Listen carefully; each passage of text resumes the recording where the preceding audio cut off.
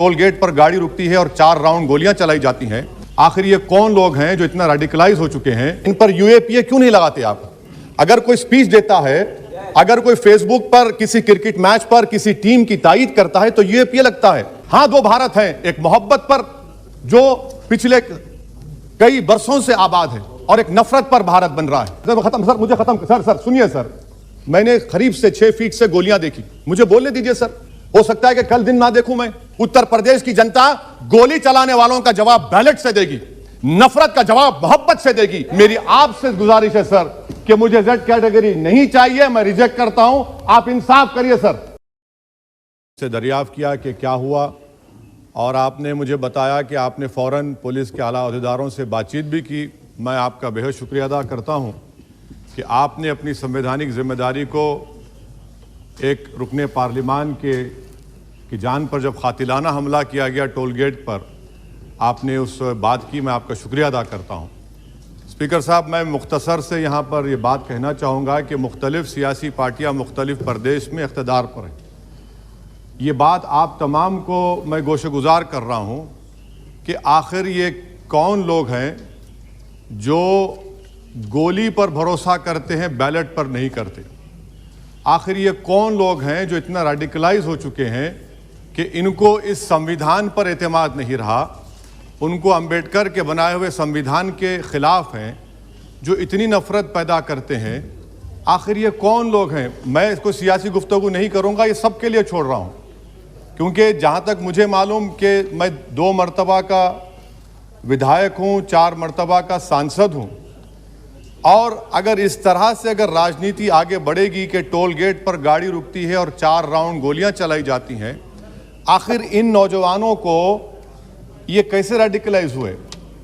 और मैं सरकार से पूछना चाहता हूं कि क्या उन्होंने ये रेडिकलाइजेशन सैयद कुतुब की किताब पढ़कर रेडिकलाइज हुए, अब्दुल्ला अज़ाम की किताब पढ़कर रेडिकलाइज हुए, या अयमन अल ज़ोहरी की किताब पढ़कर रेडिकलाइज हुए?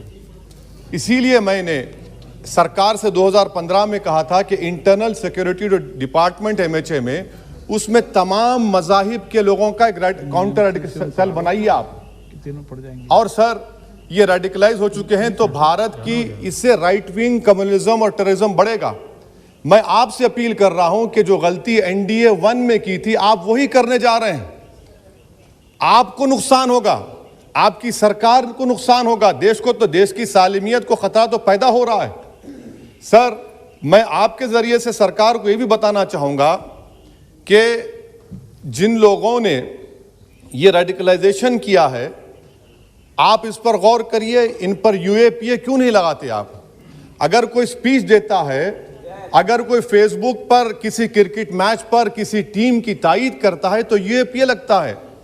एक सिटिंग MP के ऊपर यूएपीए नहीं लगेगा सर, मैं सरकार पर छोड़ता हूं।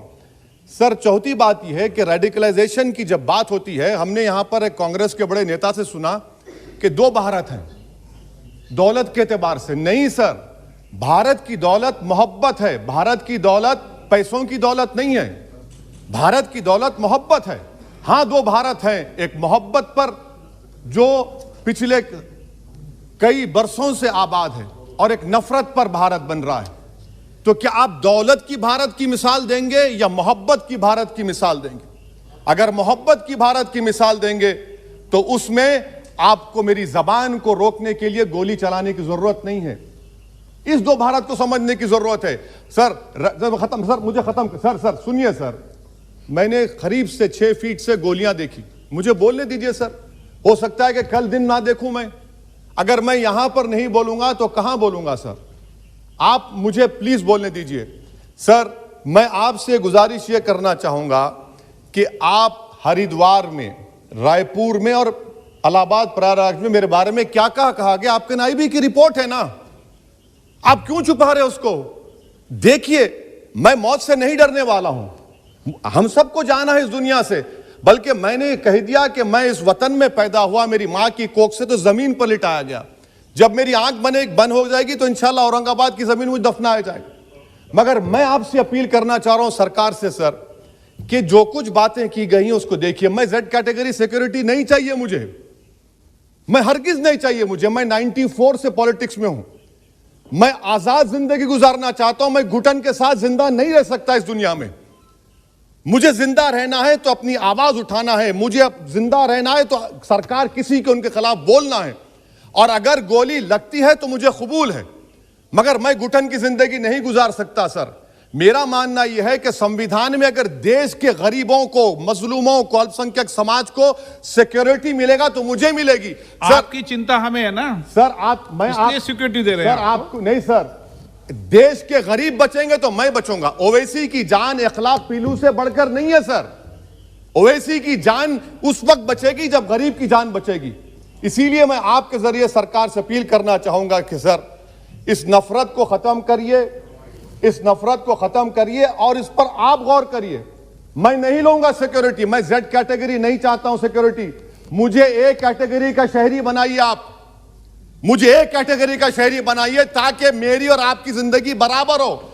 जब देश के प्रधानमंत्री पर सिक्योरिटी ब्रीच हुआ, अपोजिशन की तरफ से मैंने कहा था कि गलत हुआ। सब सेकुलर पार्टी के लोगों ने कहा कि ओवैसी तुम क्यों बोले? मैंने कहा नहीं, देश का प्रधानमंत्री मेरा है, सिक्योरिटी ब्रीच हुई तो एक्शन लेना चाहिए। मगर 4 मर्तबा के एमपी पर कोई 6 फीट के फासले से 4-4 गोली चलाता है। मुझे मौत है, हम सबकी मौत है, मगर मैं इन गोली चलाने वालों से डर कर खामोश नहीं बैठने वाला हूं। और मैं दुआ करता हूं कि उत्तर प्रदेश में पुरअमन पोलिंग होगी इंशाअल्लाह। उत्तर प्रदेश की जनता गोली चलाने वालों का जवाब बैलेट से देगी, नफरत का जवाब मोहब्बत से देगी, और कमजोरों को दबाने का जवाब हिस्सेदारी से देगी। मेरी आपसे गुजारिश है सर कि मुझे जेड कैटेगरी नहीं चाहिए, मैं रिजेक्ट करता हूं। आप इंसाफ करिए सर, उस पर यूएपीए लगाइए। और इनके दिमाग कौन है? 2 लोग रेकी करते हैं, उनको मालूम कि मैं मीरठ की ठोर से आ रहा हूं उस टोल गेट पर, और 6 फीट के फासले पर गोली चलाते हैं। तो आप देख लीजिए सर, आप सरकार के हवाले, अगर आप इंसाफ करना चाहे आप इंसाफ कर सकते, मगर रेडिकलाइजेशन आपको नुकसान पहुंचाएगा और इससे राइट विंग टेररिज्म बढ़ेगा। शुक्रिया सर।